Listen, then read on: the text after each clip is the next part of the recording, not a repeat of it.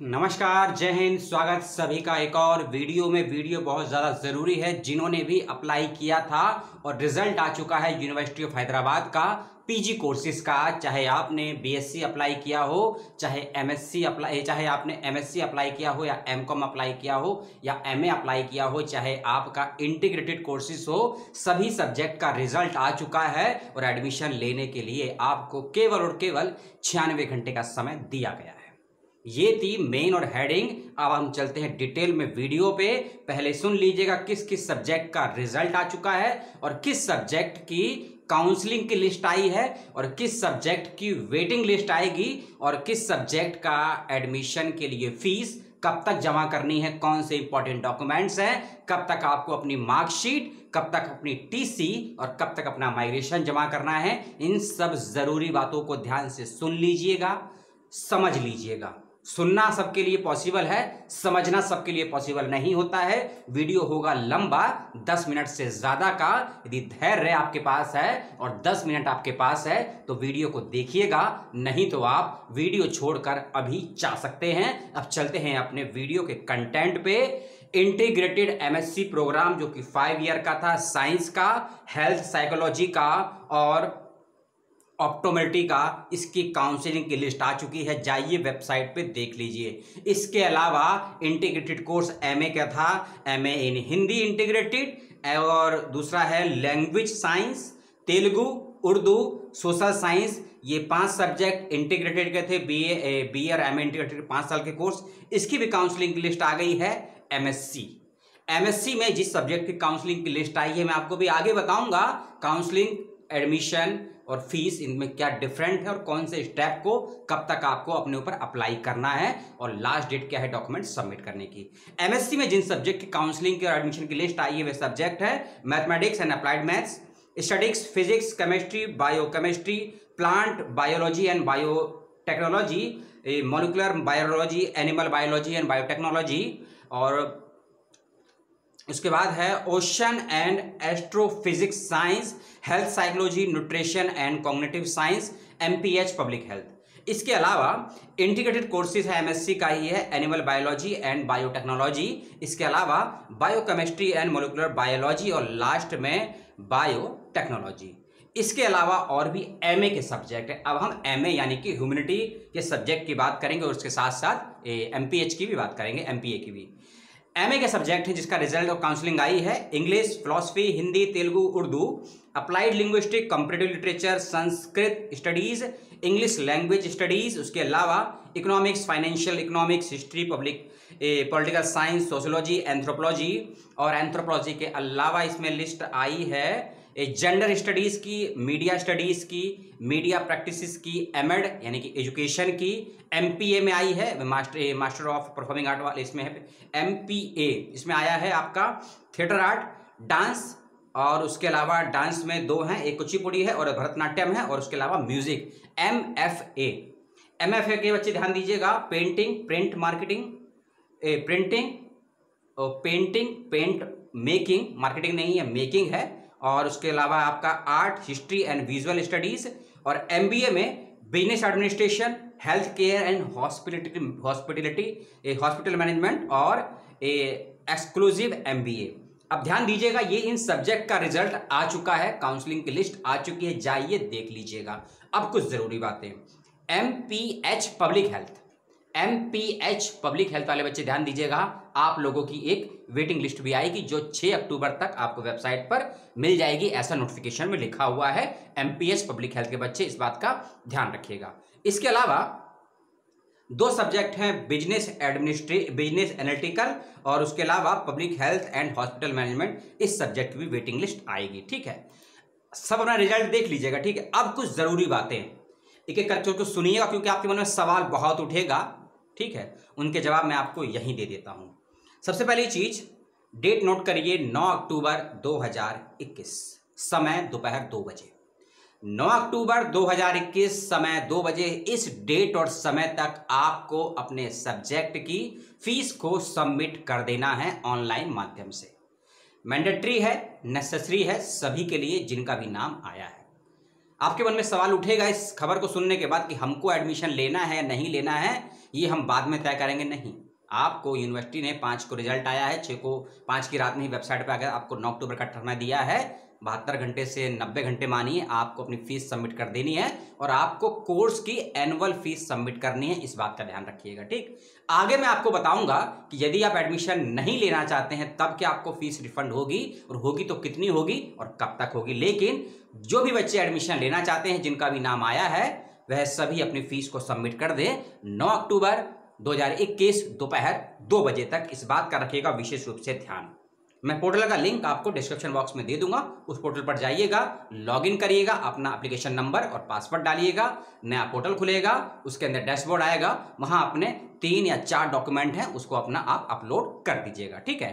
10-12 के सर्टिफिकेट हैं, कोई एक्स्ट्रा सर्टिफिकेट यदि आपके पास है, कोई नेट है, कोई JRF है, कोई SRF है, कोई RJNF है, कोई MNF है, यदि आपका ये सर्टिफिकेट है तो आप उसको भी अपलोड कर सकते हैं, ठीक। अगली चीज, कहाँ पे थे हम यहाँ पर थे। ये समय दिया गया है इसमें उन बच्चों के लिए जो बच्चे SC हैं, ST हैं, PH हैं, उन बच्चों को अपना सर्टिफिकेट भी मैंडेटरी रूप से अपलोड करना है यदि आप उस कैटेगरी का लाभ लेना चाहते हैं। यदि आपका बना नहीं है तो आप जनरल कैटेगरी में आपको एडमिशन लेना होगा, लेकिन यदि आप SC ST या PH और साथ साथ OBC और EWS कैटेगरी में हैं, यदि आप उसका सर्टिफिकेट अपलोड करते हैं लॉगिन पोर्टल पर, तभी आप उस कैटेगरी में एडमिशन के लिए कंसीडर किए जाएंगे।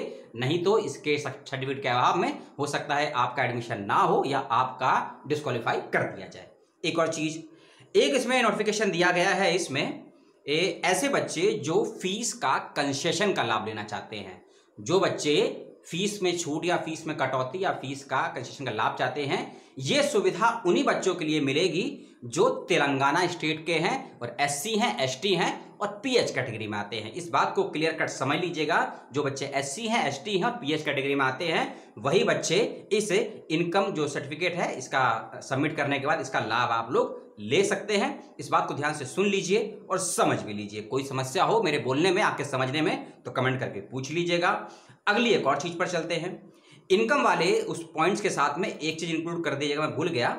यदि आपकी एनुअल इनकम, वार्षिक आय परिवार की 2 लाख या उससे कम है, तभी आप इसका लाभ ले पाएंगे और आपको इनकम का सर्टिफिकेट भी अपलोड करना होगा। इस बात का भी ध्यान रखिएगा और इसमें स्पष्ट मेंशन कर दी गई है एक डेट, जो मैं आपको बता देता हूं इनकम सर्टिफिकेट के संदर्भ में, कि आपका जो इनकम सर्टिफिकेट है ना, वह ज्यादा पुराना नहीं होना चाहिए। डेट दी है 1 अप्रैल 2021। आपका इनकम का सर्टिफिकेट 1 अप्रैल से या उसके बाद का होना चाहिए। यदि आपका इनकम सर्टिफिकेट 31 मार्च या उससे पहले का बना हुआ है तो उसका फायदा नहीं मिलेगा और कंसीडर नहीं किया जाएगा। इस बात का भी ध्यान रखिएगा। और एक डेट दी है यूनिवर्सिटी ने इसमें 31 तारीख की, इस महीने की 31 तारीख, ठीक है। उस तारीख तक आप अपनी TC और MC 31 दिसंबर का समय दिया है। 31 दिसंबर 2021 का समय दिया है उन सभी विद्यार्थियों को जो यूनिवर्सिटी ऑफ हैदराबाद में एडमिशन लेंगे, अपनी TC और MC को सबमिट करने के लिए। ट्रांसफर सर्टिफिकेट होता है और माइग्रेशन सर्टिफिकेट होता है, उसको सबमिट करने के लिए आपको समय दिया यूनिवर्सिटी ने 31 दिसंबर 2021 का। लेकिन अपना सभी एकेडमिक डॉक्यूमेंट सबमिट करने के लिए TC और MC के अलावा समय दिया गया है आपको 31, ये जो महीना है ना, क्या है, अक्टूबर है, 30 अक्टूबर का समय दिया है आपको यूनिवर्सिटी ने अपने अदर डॉक्यूमेंट को सबमिट करने का, और फीस को सबमिट करने का मौका आपको दिया है 9 अक्टूबर तक का। डेट को ध्यान से सुन लीजिए, समझ लीजिए किस डेट को कौन से नियम का पालन करना है, नहीं तो एक छोटी सी गलती आपको नुकसान में डाल सकती है, चाहे आपका एडमिशन वेटिंग लिस्ट में हो या फिर काउंसलिंग की लिस्ट में हो। और यहाँ एक चीज मैं कंसल्ट कर दूं, मान लीजिए कोई सब्जेक्ट है, जैसे कि हिंदी ले लेते हैं, हिंदी में मान लीजिए 40 या 50 सीटें आई हैं और जो लिस्ट आई है उसमें लगभग 50 से ज़्यादा बच्चों के नाम है, 100, 100 बच्चों के नाम है। तो आपके मन में सवाल उठेगा कि सीट तो 50 ही हैं और यूनिवर्सिटी ने 100 या 125 बच्चों का नाम दिया है, तो हमारा एडमिशन हुआ है या नहीं, ये हम कैसे तय करेंगे। यूनिवर्सिटी ने क्लियर कट मेंशन कर दिया कि जो लिस्ट आपके स्क्रीन पर होगी ना, PDF जो मिलेगा आपको, वह लिस्ट रैंक वाइज आई है, ठीक है। आप सबसे पहले पेज पर जाएंगे ना लिस्ट के, उस सबसे पहले पेज की पहली ही लाइन में एक वर्ड लिखा हुआ है, एक सेंटेंसेस लिखा हुआ है, या आप उसको पढ़ेंगे, ध्यान से समझेंगे, उसमें स्पष्ट करके लिख दिया गया है admission council in the order of merit. यानी कि जो लिस्ट आई है ये मेरिट के बेस पे आई है। प्रवेश परीक्षा में किस विद्यार्थी ने किस प्रकार से ज्यादा या कम अंक प्राप्त किए हैं उसके हिसाब से लिस्ट आई है। मान लीजिए किसी सब्जेक्ट में 40 सीटें हैं और 90 बच्चों को बुलाया गया है, तो रैंक वाइज तो 40 बच्चों को ही लिया जाएगा। लेकिन मान लीजिए किसी का रैंक 70 या 80 है और यदि उन 50 रैंक वाले बच्चे में से कोई बच्चा एडमिशन नहीं लेता है, कोई ड्रॉप कर देता है, तो उस कंडीशन में बाद के बच्चों को एडमिशन दिया जाएगा। इस बात का ध्यान रखिएगा। एक सवाल जो मैंने छोड़ दिया था कि 9 अक्टूबर तक आपको अपनी फीस सबमिट करनी है, चाहे आपका कोई भी कोर्स हो, इंटीग्रेटेड कोर्स हो, एमएससी कोर्स हो, एमए हो, एमएड हो, एमए का कोई भी कोर्सेज हो, आपको यदि एडमिशन लेना है, क्योंकि ये नियम इसलिए बनाया है क्योंकि बच्चे ऐसा करते हैं।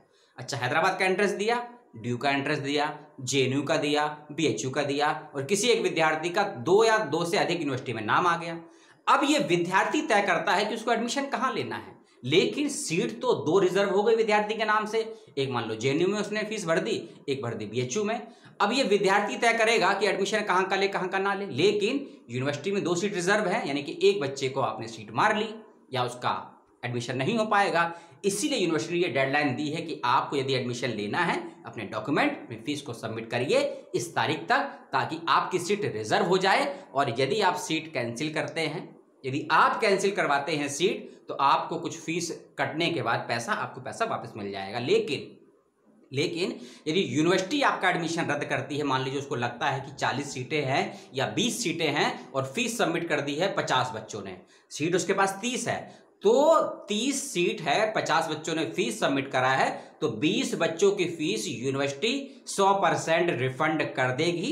ऐसा नियम नॉर्म्स में लिखा है, यूनिवर्सिटी ऑफ हैदराबाद के नोटिफिकेशन में आप पढ़ सकते हैं और आपको फीस रिफंड हो जाएगी 18 अक्टूबर 2021 तक। पॉइंट नंबर 10 को, पॉइंट नंबर 9 को आप ध्यान से पढ़ लीजिएगा, लिंक आपको नीचे मिल जाएगा। ठीक है, यानी कि जिसका भी एडमिशन लेना है फीस सबमिट करे, डॉक्यूमेंट सबमिट करे। टीसीएमसी को 31 दिसंबर तक सबमिट कर सकता है। और यदि आपकी फाइनल मार्कशीट नहीं आई है, यदि आपकी फाइनल मार्कशीट नहीं आई है, तो उस कंडीशन में आप अपने अंतिम सेमेस्टर के, मान लीजिए आप ग्रेजुएशन में हैं, आपके 6 सेमेस्टर का रिजल्ट नहीं आया है, 5 सेमेस्टर का रिजल्ट आया है, तो 5वें सेमेस्टर की मार्कशीट को अपलोड कर दीजिएगा। डॉक्यूमेंट अपलोड करने के संदर्भ में 3 बातों का ध्यान रखिएगा। जो भी डॉक्यूमेंट अपलोड करेंगे कलर में अपलोड कीजिएगा। पहली चीज, जो भी डॉक्यूमेंट अपलोड करेंगे, यदि आपको इस डॉक्यूमेंट के फ्रंट और बैक पे कुछ नोटिफिकेशन है, तो डॉक्यूमेंट की दोनों साइड को स्कैन करके अपलोड करिएगा। जैसे कि मान लीजिए आपसे मार्कशीट मांगी है, तो मार्कशीट के आगे भी कुछ बातें लिखी होती हैं और पीछे भी कुछ बातें लिखी होती हैं, तो दोनों साइड को स्कैन करिएगा, एक फाइल बनाइएगा, मर्ज करके, जेपीजी बनाना है, पीडीएफ बनाना है, वो आपको मिल जाएगा, उसको लगाइएगा। जो डॉक्यूमेंट 1 साइड प्रिंट है उसको 1 साइड स्कैन करके लगाइएगा। जो डॉक्यूमेंट 2 साइड प्रिंट है उसको दोनों साइड की अलग अलग फोटो खींचिएगा, स्कैन करिएगा, उसको एक फाइल में पीडीएफ में या जेपीजी में कन्वर्ट करिएगा, फिर उसको अपलोड करिएगा। और इसके अलावा आपका कोई अतिरिक्त डॉक्यूमेंट है, अतिरिक्त डॉक्यूमेंट का मतलब है यदि आप ईडब्ल्यूएस कैटेगरी में आते हैं, ओबीसी में आते हैं और एससी में आते हैं, एसटी में आते हैं, पीएच है, आपका नेट है, जेआरएफ है, आरजेएनएफ है, एमएनएफ है, एसआरएफ है, कुछ भी कैटेगरी में आते हैं तो उसका भी सर्टिफिकेट आप लगाइएगा, इंक्लूडिंग इनकम का सर्टिफिकेट, यदि आप इनकम का लाभ लेना चाहते हैं फीस कटौती के लिए, यदि आप तेलंगाना से संबंध रखते हैं। ये सभी बातें थी यूनिवर्सिटी ऑफ हैदराबाद के संदर्भ में, जिन सब्जेक्ट का रिजल्ट आया आपको बता दिया, कब तक करनी है फीस सबमिट, कब तक करनी है डॉक्यूमेंट सबमिट, कौन सा डॉक्यूमेंट कब तक सबमिट करना है, डिटेल में आपको समझाया। उसके बावजूद भी आपको कोई शंका हो मन में, कोई मेरी बात आपको समझ में ना आई हो, मेरे उच्चारण में, मेरे बोलने में यदि आपको समझने में दिक्कत हो, तो कमेंट करके सवाल पूछ लीजिएगा। लेकिन सवाल करने से ये जरूर सोचिएगा कि क्या आपने वीडियो को 10 या 13 मिनट तक देखा या केवल 10 सेकंड तक देखा है। 10 सेकंड देखने के बाद आप सवाल करेंगे तो आपसे बड़ा मूर्ख नहीं होगा और जवाब देने वाला तो महामूर्ख होगा।